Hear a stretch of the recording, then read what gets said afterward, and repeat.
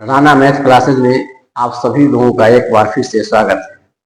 आइए सीटेट का previous year के क्वेश्चंस जो हम बना रहे थे उसमें आज हमने जो टॉपिक लिया है वो है ज्यामितीय आकृति से संबंधित क्वेश्चंस हमने लिए हैं। ज्यामितीय आकृति से विगत वर्षों में जो क्वेश्चन पूछे गए हैं उस क्वेश्चन को लिए हैं आज।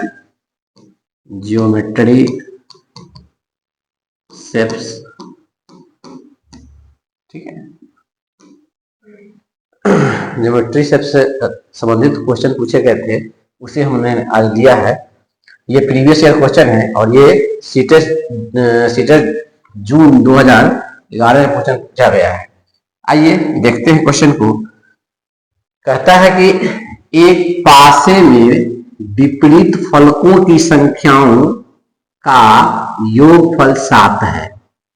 निम्नलिखित में से कौन सा पासे में वैसा ही होगा? सीटेट जून 2011 का यह क्वेश्चन है। अब ध्यान से समझिए। कहता है कि एक पासे में विपरीत फलकों की संख्याओं का योगफल 7 है। एक पासा है, हम आपको दिखा रहे हैं कि जैसे हम लूडो खेलते हैं तो उसमें एक छकरी होता है, ठीक है, उसी को पासा आप मानिए, पासा वही होता है। जैसे मेरे हाथ में आप देख रहे हैं ये छकरी के आकार का है, ठीक है। और कहता है कि इसका योगफल, फलकों का योगफल, यानी फलक जो हो गया इसका फलक ये पार्ट, ये पार्ट, ये पार्ट, ये पार्ट, ये पार्ट, ये पार्ट, सबको जोड़ेंगे तो कितना होगा? 6 होगा, ठीक है। चलिए कितना होगा? 7 होगा। तो ये बिल्कुल सत्य है कि जब पासे का विपरीत साइड जोड़ते हैं तो हमें 7 आना चाहिए, 7 आना चाहिए। और इसके बारे में ये भी सत्य बात है कि जो भी इसका विपरीत होगा वो कभी दिखेगा नहीं। पासे में जैसे मान के चलिए 1 है तो 1 हमें 7 लाने के लिए कितना जोड़ना होगा? हमें 6 जोड़ना होगा। यानी 1 का विपरीत हो गया 6 और दोनों को जोड़ेंगे तो कितना होगा? 7। क्योंकि यहाँ कहता है कि एक पासे में विपरीत फलकों की संख्याओं का योगफल 7 है। ध्यान से समझिएगा। 1 का अपोजिट 6 होगा और दोनों को जोड़ेंगे तो 7। अगर 1 आपको दिखाई देगा तो 6 आपको दिखाई नहीं देगा।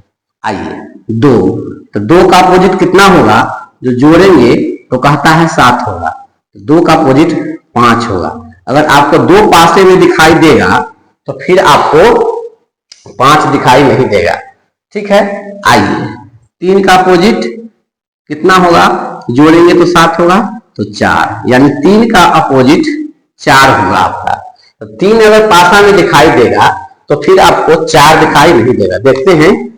अच्छा, इसमें थोड़ा उल्टा सा लिख दिया है, इसमें उल्टा लिखे हुए हैं, ठीक है, तो हमें नहीं दिखेगा, ठीक है। ये पासे के बारे में जानकारी है, तो इसको आप जानकारी इसीलिए रख लीजिए क्योंकि ये रीजनिंग का भी क्वेश्चन है और रीजनिंग में भी क्वेश्चन पूछा जाता है, ठीक है। तो हमने क्या सीखा? अभी हमने सीखा कि 1 का अपोजिट 6 होगा, 2 का अपोजिट 5 होगा, 3 का अपोजिट 4 होगा, है नहीं। अब सबको जोड़ेंगे तो कितना होगा? 7 होगा। अगर आपको 1 दिखाई देगा तो 6 दिखाई नहीं देगा, ध्यान रखना है।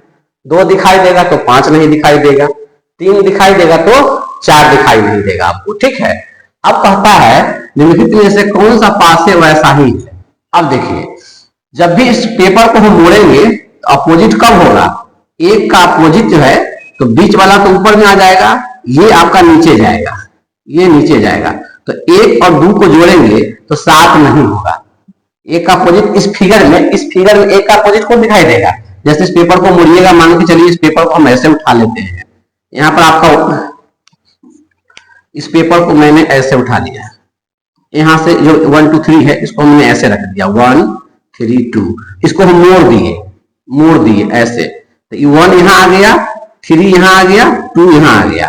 तो 1 का अपोजिट तो 3 हमको मिल गया, इसका अपोजिट ठीक सामने वाला अपोजिट होता है, याद रखेंगे, ठीक सामने वाला उसका ठीक अपोजिट ये हो गया। तो ये अपोजिट हो गया। तो 1 और 2 को जोड़ेंगे तो हमको 7 नहीं हो रहा है, 7 यहां लाना है, 7 नहीं हुआ, तो ये ऑप्शन आपका गलत हो गया।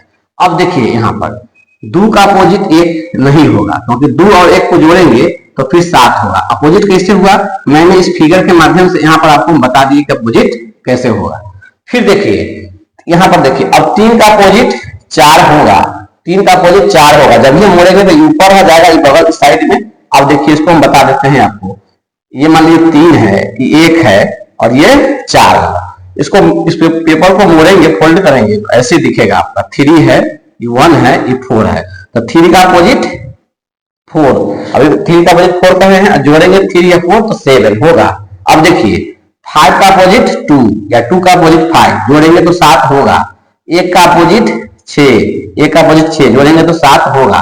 तो ऑप्शन नंबर जो है इसका, तीसरा नंबर ऑप्शन जो है इसका सही आंसर होगा।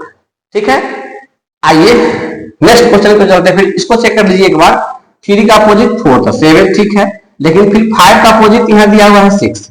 अपोजिट इस फिगर में अपोजिट का मतलब हो गया कि ये वाला पार्ट आपको ऊपर आ जाएगा, इस साइड में आ जाएगा, 5 और 6 इस साइड में, तो दोनों को जोड़ेंगे तो कितना चाहिए 7, नहीं होगा, ये ऑप्शन नहीं होगा। ऑप्शन नंबर कौन सही होगा आपका 3। आशा कर रहे हैं कि आपको समझ में आई होगी। आइए नेक्स्ट क्वेश्चन को चलते हैं। नेक्स्ट क्वेश्चन कहता है कि खष्टभुजाकार पिरामिड के बारे में कौन सा कथन सत्य है। सीटेट जून 2011 का यह क्वेश्चन पूछा गया है, कौन सही है। तो खष्टभुज पिरामिड, पिरामिड जो बनता है वो इस प्रकार का बनता है, देखिए इस प्रकार का रहेगा, इस प्रकार का रहेगा, इसमें दिया ऐसे ऐसे करके बनता है। ठीक है, तो 2 खष्टभुजाकार फलक होते हैं और 6 आयताकार में, इसमें आयताकार कभी नहीं बनेगा, जब भी बनेगा तो त्रिभुजाकार बनेगा। उसके 6 खष्टभुजाकार फलक होते हैं जो 6 आयताकार फलकों से जुड़े होते हैं, नहीं आयताकार बिल्कुल नहीं। अब सुन लीजिए, पिरामिड एक बिंदु पर बहुत सारी रेखाएं जब आकर मिलेंगी इस प्रकार से, हैं, तब एक पिरामिड का निर्माण ये करेगा, एक पिरामिड का निर्माण ये करेगा। ठीक है, फिर कहता है इसके 6 फलक होते हैं और प्रत्येक फलक खष्टभुज होते हैं, नहीं खष्टभुज नहीं, आयताकार नहीं, जब भी बनेगा तो त्रिभुजाकार बनेगा। एक बिंदु पर मिलते हुए त्रिभुजाकार फलक के साथ इसका खष्टभुजाकार आधार होता है। हाँ, ऑप्शन नंबर 4 इसका सही आंसर होगा। आइए नेक्स्ट क्वेश्चन को चलते हैं। कहता है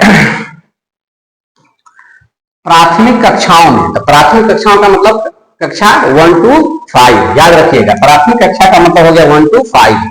कक्षा में आकार और स्थान की समझ विकसित करने के लिए जाने वाली निम्नलिखित कार्यों में क्रम से लगाई है। अच्छा, ये 4 को क्रम दिया हुआ है, A, B, C और D, इसको कथी में लगाना है, सही क्रम में लगाना है।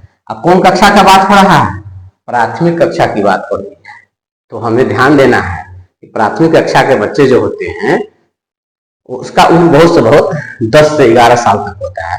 तो अब हमें ध्यान ये देना है कि 10 से 11 साल के बच्चों के लिए इस चारों ऑप्शन में से सही ढंग से व्यवस्थित करने का कौन सा तरीका अपनाएं, ताकि जो 5 साल का, जो 5 साल कहते हैं 5वीं कक्षा तक के जो बच्चे हैं उसके लिए सही बैठे।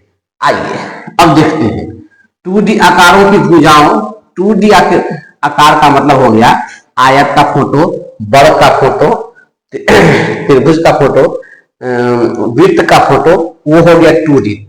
2D में छाया नहीं बनती है, आप सिर्फ एक धागे के माध्यम से कोई भी फिगर, धागा हो जाए, रबर हो जाए, उसके माध्यम से कोई भी फिगर बनाते हैं तो वो 2D फिगर में आता है। 2D का मतलब इसमें 2 डायमेंशन हो, 2 विमाएं हो, लंबाई और चौड़ाई होनी चाहिए, बस। आइए तो कहता है 2D आकारों की भुजाओं और शीर्षों का अवलोकन करते हुए उनकी विशेषताओं का मिलान करना। अच्छा, पहले जब बच्चा देखेगा किसी फोटो को तो ये काम नहीं करेगा। ठीक है, आइए आगे पढ़ते हैं। 2D आकारों की विशेषताओं का सहज बुद्धि से वर्णन करना। आइए आगे पढ़ते हैं। 2D आकारों को छांटना, हाँ ये पहला काम करेगा बच्चा। अगर कुछ फोटो दे देंगे उसको हम, है नहीं, तो आकृति के हिसाब से उसे क्या करेगा, वो पहले उसको छांट करके हटाएगा, ये 3D में आ जाएगा। उसे छांट करके हटाने का प्रयास करेगा बच्चा, वो ये काम करेगा। तो पहला काम सी करेगा। इसके बाद कहता है विभिन्न 2D आकारों की भुजाओं, शीर्षों और विकर्णों का गणना करते हुए उसका वर्णन करना, यह काम बाद में करेगा। पहला कौन काम करेगा? C number. फिर जब छांट लेगा तब क्या करेगा? आकारों की भुजाओं और शीर्षों का अवलोकन करेगा कि ये त्रिभुज है कि वर्ग है कि आयत है। तो पहले सी नंबर लिखेंगे, क्रम में सजाएंगे, फिर ए नंबर सजाएंगे।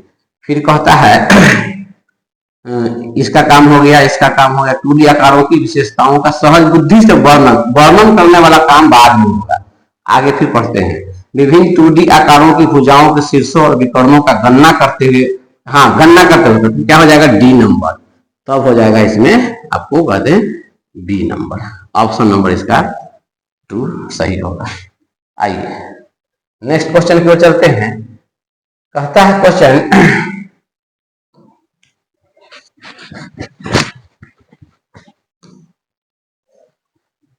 41 नंबर क्वेश्चन में कि एक ठोस जैसा कि आकृति में दिखाया गया है। अच्छा, इस ठोस आकृति में देखिए पहले आप, ठीक है। घनीय ब्लॉक से बना है, मतलब ये घन से बना हुआ है। घन का मतलब हो गया यह, इस प्रकार से वो बना हुआ है, इस घन से बना हुआ जो देखने में आपको लगता होगा। जिनकी प्रत्येक भुजा 1 सेमी है। अच्छा, इसकी प्रत्येक सीमा 1 सेमी है। ब्लॉकों की संख्या, इसमें कितने ऐसे ऐसे ब्लॉक्स लगे हुए हैं, कैसे कितने ब्लॉक्स लगे हुए हैं, इसकी संख्या पूछी जा रही है, ठीक है। तो पहला स्टेज में आप देख लीजिए कि यहां तक में हम अगर पकड़ते हैं, ये पकड़ते हैं, कितना ब्लॉक्स है तो गिनिए 1 2 3, इधर से 3 है, इधर से 1 2 3 4 5, इधर से 5 है और इधर से 3 है, यानी 5 के 15। फर्स्ट खाना में क्या वो है? 15 गो। ऐसा ऐसा क्या वो खाना बना हुआ है? 1 2 3 4, तो 15 गुने 4 कितना हो जाएगा? 60 गो। मतलब ऐसा ऐसा छोटा बॉक्स इसमें क्या वो लगा हुआ है? 60 गो। ऑप्शन नंबर 2 सीटेट जनवरी 2012 का क्वेश्चन पूछा गया है। आइए नेक्स्ट क्वेश्चन की ओर चलते हैं। अच्छा, अब इसमें से खत्म है। आइए दूसरा पीडीएफ में चलते हैं हम लोग।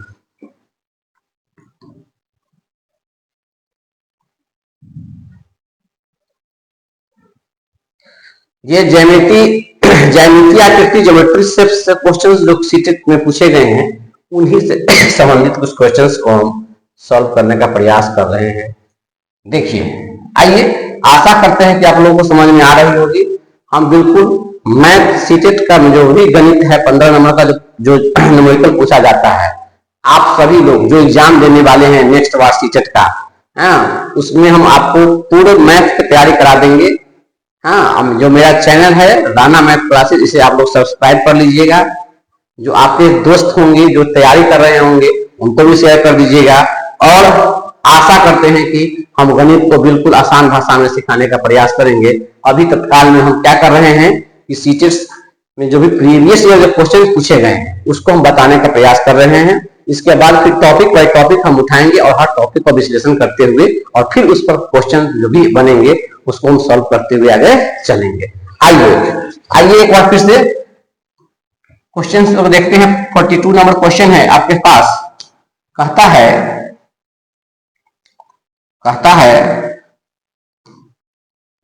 4 और 1/3 समकोणों में डिग्रियों की संख्या, कई बार क्वेश्चन पूछा गया है। आइए पहले हम समझते हैं, पहले समकोण को समझते हैं। एक समकोण जो होता है वो 90 डिग्री का होता है, 90 डिग्री का होता है, याद रखिएगा। एक समकोण 90 डिग्री का, और 90 डिग्री का कोण कैसे बनता है देख लीजिए। और इससे बनता है 90 डिग्री का कोण। जैसे आपका दरवाजा हो गया, ये दरवाजा हो गया, तो यहाँ पर 90 डिग्री एंगल, 90 डिग्री एंगल यहाँ बनेगा, यहाँ पर 90 डिग्री बनेगा। खिड़की हो गया, फिर मान लीजिए ये फर्श है, मतलब फर्श नीचे का है, ये दीवार खड़ा कर दिए, ये 90 डिग्री का एंगल हो गया। ये सब 90 डिग्री का एंगल होता है। कॉपी है, नोटबुक आपका देख लीजिए, नोटबुक ऐसा है, ठीक है। यहाँ पर जो एंगल बनेगा 90 डिग्री का एंगल जो होता है एकदम सीधा और एक फिर बीच से सीधा, इस प्रकार से ये 90 डिग्री का कोण बन गया। तो हम समझ गए कि समकोण जब ये कह दे तो हमें समझ लेना है कि समकोण का मतलब क्या होता है, 90 डिग्री होता है। कितना होता है, 90 डिग्री होता है। ठीक है, तो आइए अब हम लोग समकोण समझ गए। अब हम लोग क्या समझेंगे, अब हम लोग समझेंगे कि 4 और 1/3 ये क्या होता है, ये कैसे लिखेंगे हम। तो देखिए 42 नंबर क्वेश्चन में 4 तो बीच में लिखिए 4, 1/3, 1/3 का मतलब हो गया 1/3, इसमें रख दीजिए 1/3।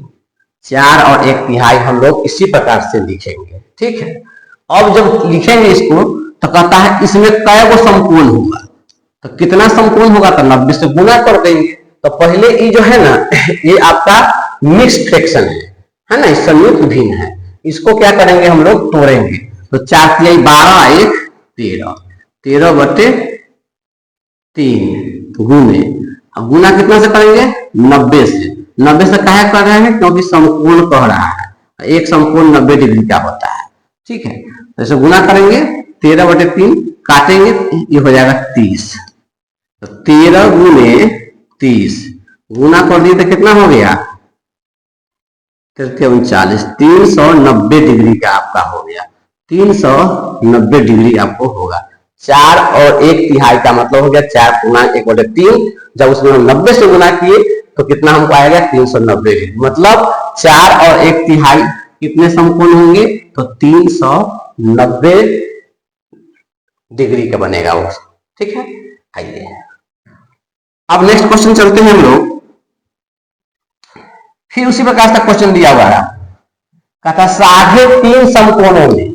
अब देखिए यहाँ क्या कहा था, 4 और 1/3, यहाँ पर 3.5, तो पहले 3.5 लिखना समझिए। 3.5 का मतलब हो गया 3 पूर्णांक 1/2, 3 और आधा, तो इसको पूर्णांक तोड़िए, 3 दूना 6, 1 7, 7/2।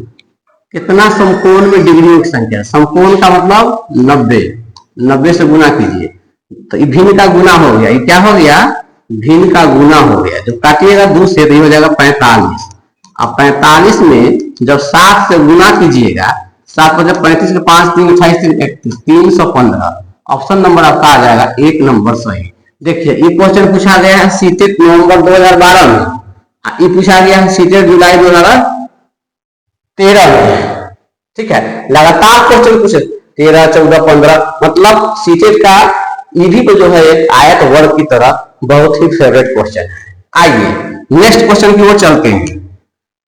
44 नंबर क्वेश्चन कहता है कि 4 और 2/3 समकोणों में डिग्रियों की संख्या। फिर वही क्वेश्चन कह दिया।